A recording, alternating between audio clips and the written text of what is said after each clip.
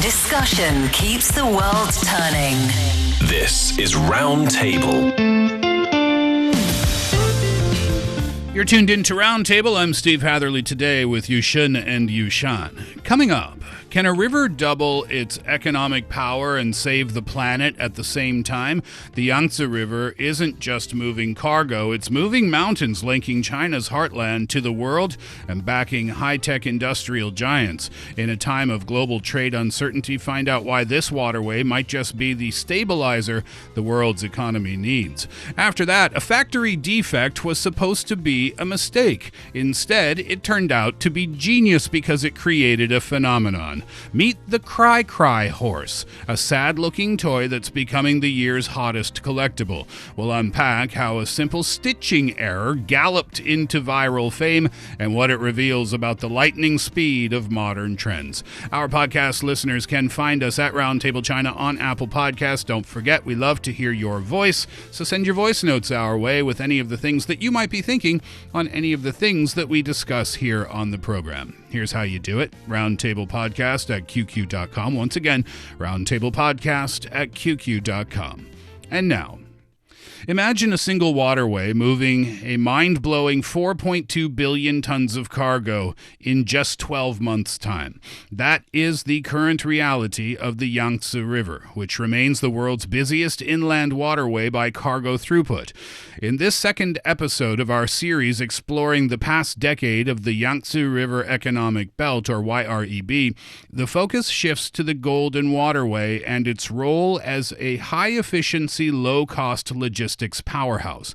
Beyond just moving goods, the river has evolved into a comprehensive transport corridor linking the western parts of the country to global markets, enhancing supply chain resilience and also supporting massive industrial clusters.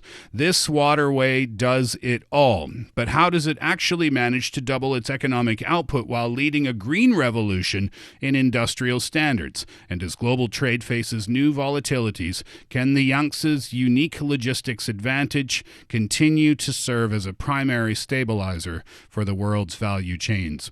I love Roundtable for many reasons, but one of the things I love it for is that I get to learn so much about China through so many different lenses every single day. And this is the second installment in our three-part series on the Yangtze River. And I starting yesterday, I knew very little.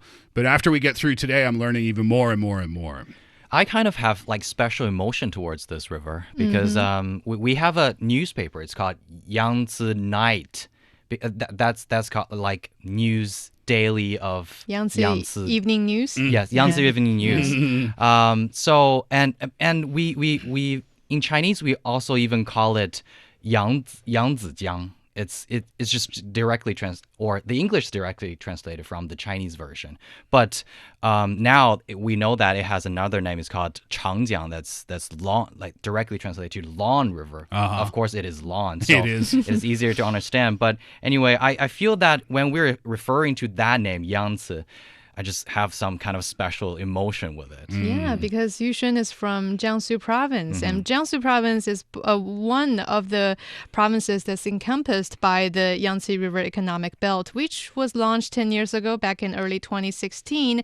And this one, it covers 11 provincial level regions, specifically 9 provinces and 2 municipalities. It covers approximately 2.05 million square kilometers, which represents about 1/5 of China's total land area. And most significantly, this region is also the home to more than 40% of the national population. So it's really what we said yesterday, Steve, the belt of the rooster that we call China.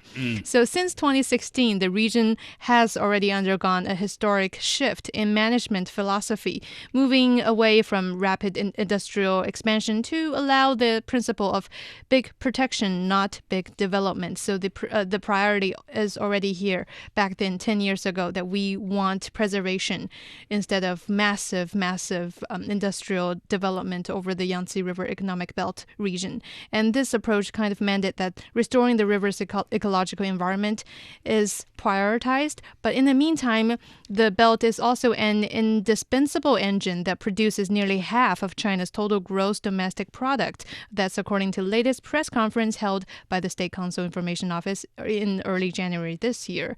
So that's a lot of information about this YREB, Yangtze River Economic Belt.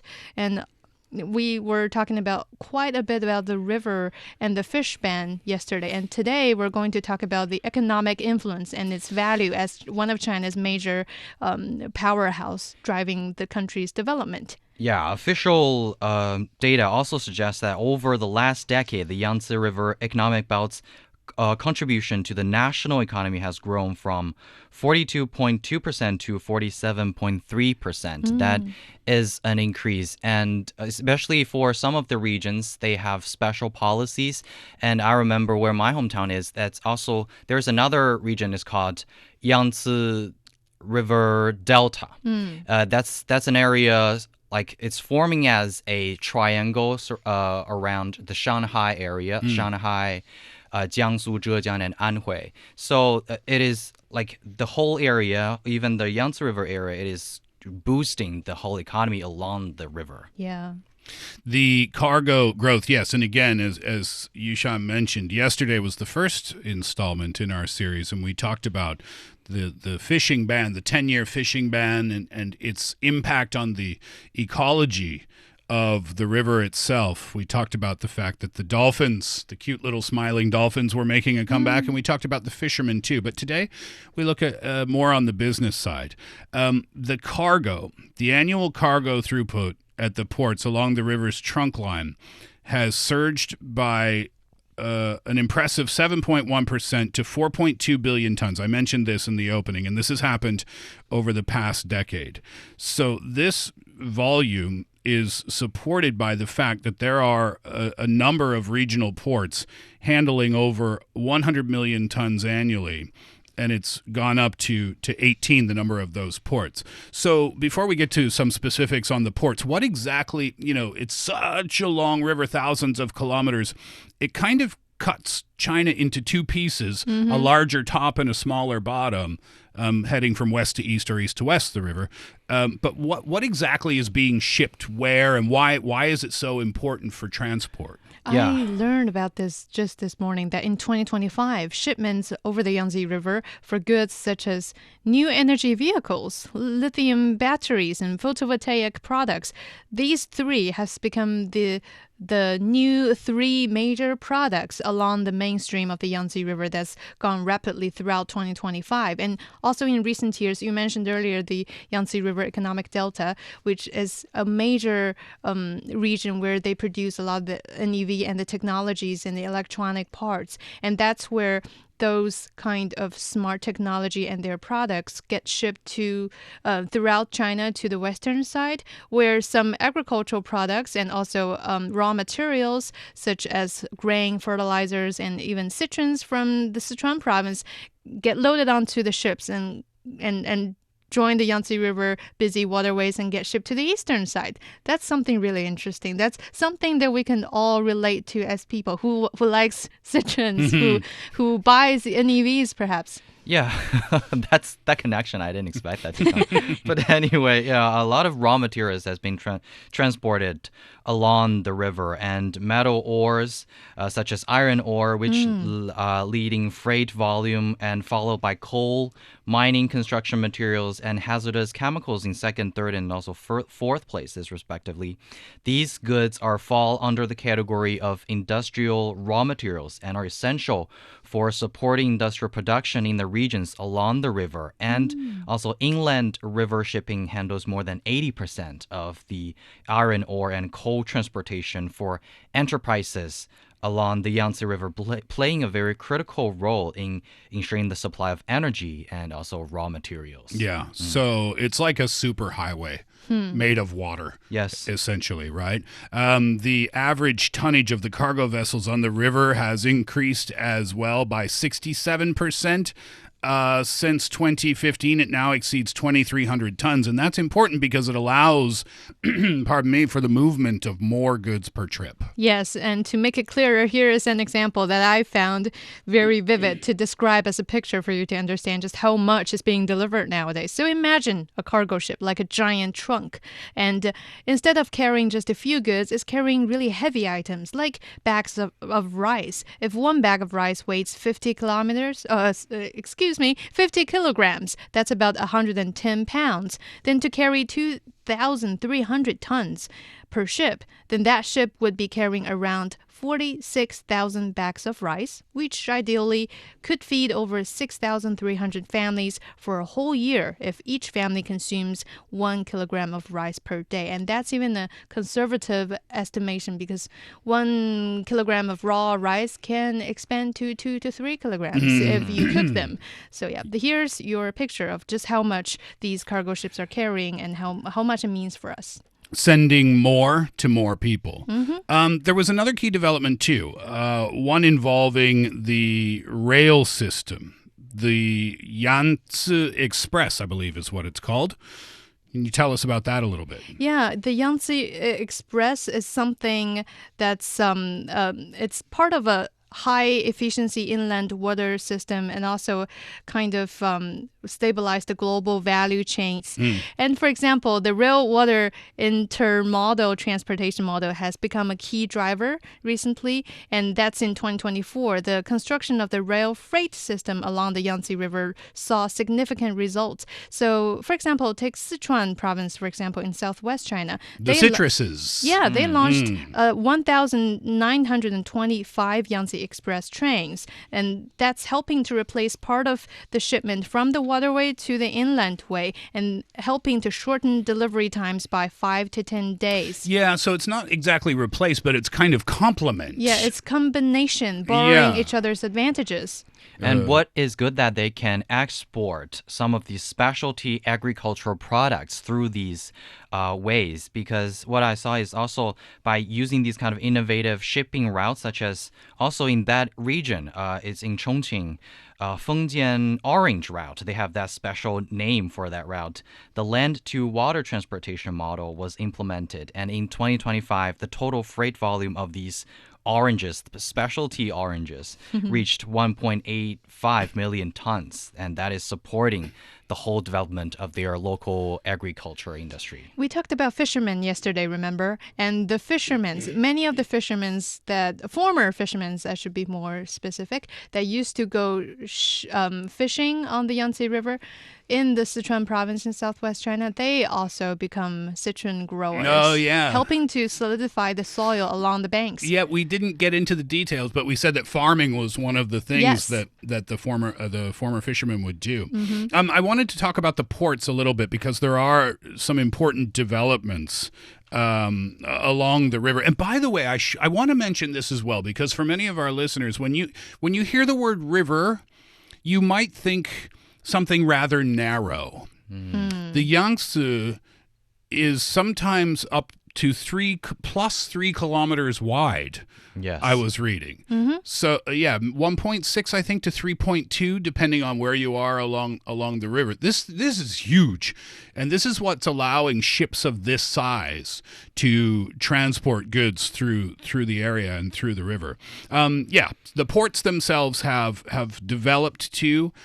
In many different ways, and there's a couple of good examples. One is in Wuhan, the Yanghuo port. The Yangluo port. In Wuhan, in central China's Hubei province. Yes, it's a key hub port in the central Yangtze region. It's very important, and it has also transformed from just simply an inland port like it used to an outlet to the sea, a major bigger one. Because 10 years ago, it was hard for people who work in the Yangluo port to imagine seeing a 10,000-ton cargo ship just parking at their inland port just like that. But that was because they had limited minimum dredging depths of the waterway. But nowadays, with the systematic improvement of the Yangtze navigation channels, things have changed dramatically for them. Today, 10,000-ton cargo ships are regular visitors to the Yangluo port. And this ship that also reflects through the smart technology part in how they operate within the port. So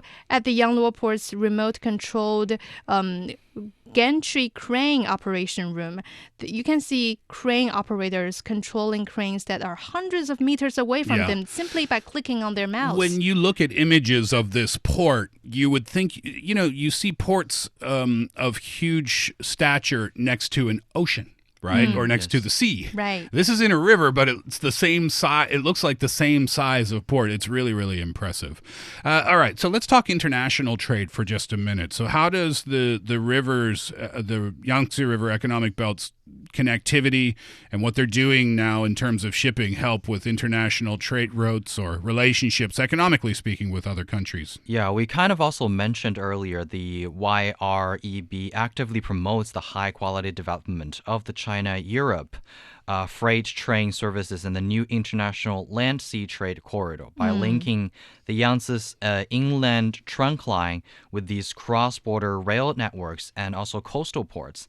The region creates a seamless bridge between the western part of the world and global markets, and this integration allows inland cities to bypass traditional geographic constraints and also participate directly in international trade.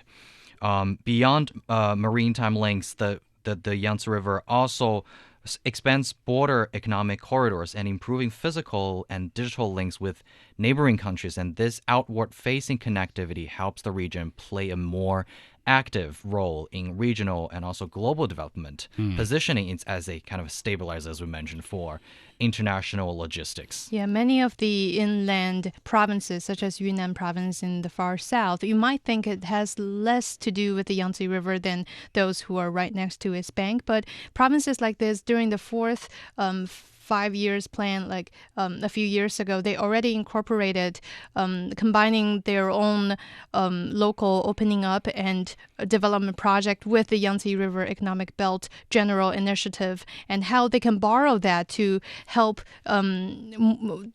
themselves to be seen by a wider side of the world. For Yunnan, it was because it sits at China's gateway to South Asia and Southeast Asia, and also the Indian Ocean region. So by borrowing that connectivity through the waterway and inland freight train, as we mentioned, goods are just being transported to outside of China more conveniently.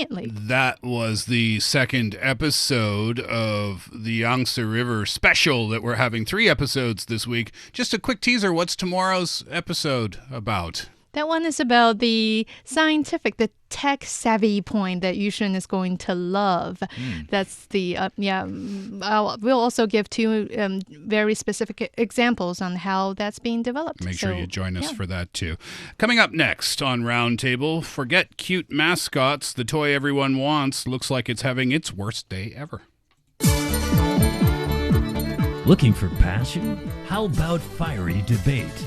Want to hear about current events in China from different perspectives? Then tune in to Roundtable, where East meets West and understanding is the goal. You're listening to Roundtable. I'm Steve, today with Yushan and Yushan. And the year of the horse is indeed right around the corner, and that means horse-themed toys and mascots are flying off the shelves. But one little stuffed horse took a totally unexpected turn into viral stardom because of a stitching error. Recently, this stuffed horse is really, really popular. It came with an unexpected flaw. Its mouth had been stitched upside down.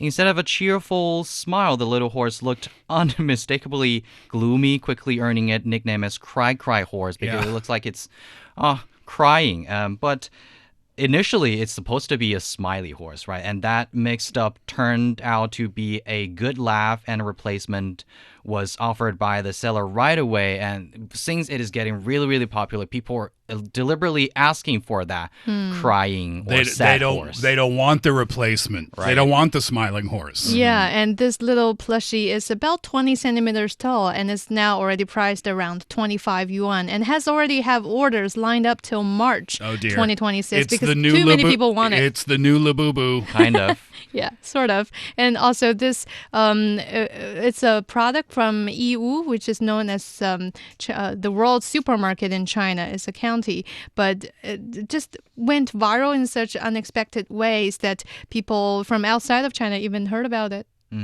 I think that is the power of social media, Yeah. right? When people are posting something Yeah. that is really funny, and that specific point just triggered the the passion of the netizens. So and sometimes we saw some, maybe we talked about it, ugly, cute things, Yep. and the things that are just not like normally cute, but people just love them.